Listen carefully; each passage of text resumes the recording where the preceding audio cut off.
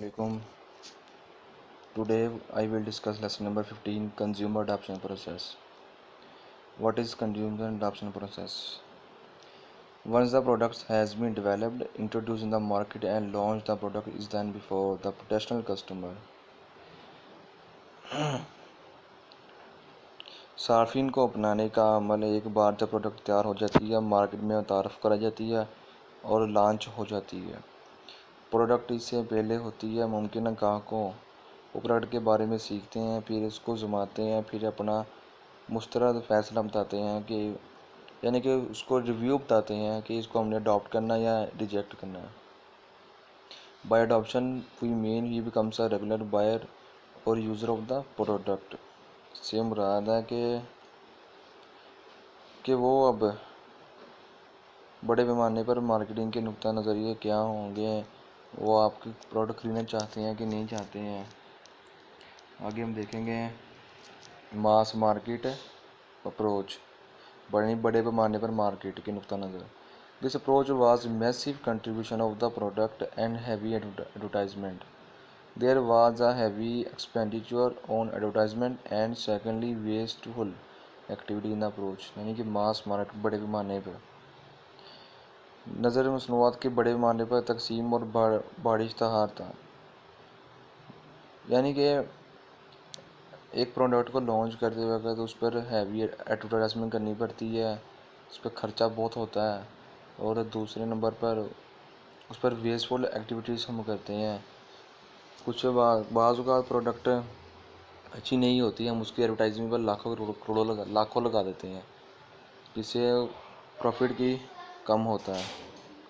Heavy आगे हम देखेंगे हैवी यूज़र टारगेट मार्केटिंग। ये This approach was more realistic, but in this approach, early adoption was limited due to brand loyalty of some of the heavy user and differences of the user. Some of heavy user and difference in their interest. Heavy user target market में ये है कि इसमें diffusion भी हो सकता है।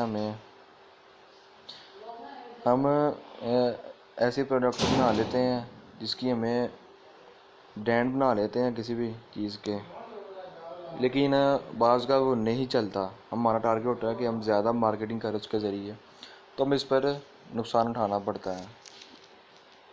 आगे हम देखेंगे stages of consumer adoption. Consumer adoption process की स्टेजेस क्या है, इसके मराहिल होते हैं कुछ, वो हमने देखने हैं। अब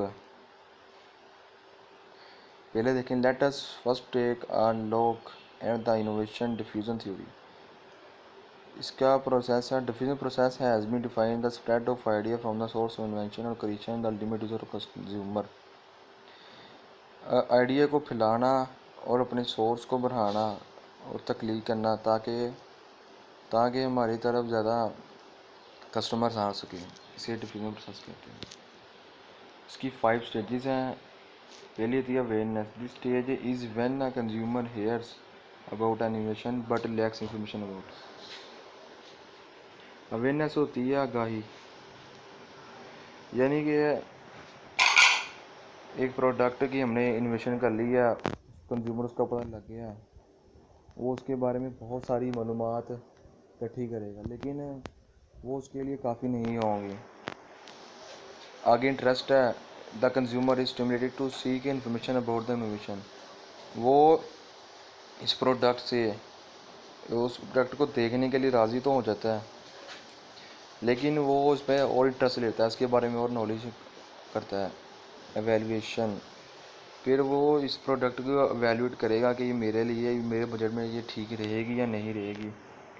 फिर ट्रायल होता है। ट्रायल में वो उस प्रोडक्ट को कंज्यूमर देखेगा कि मैं इसका ट्रायल लूँ, और कुछ कंपनी होती हैं वो महंगी चीज़ें को ट्रायल देती होती हैं पहले, ताकि कंज्यूमर का पैसा वेस्ट ना हो।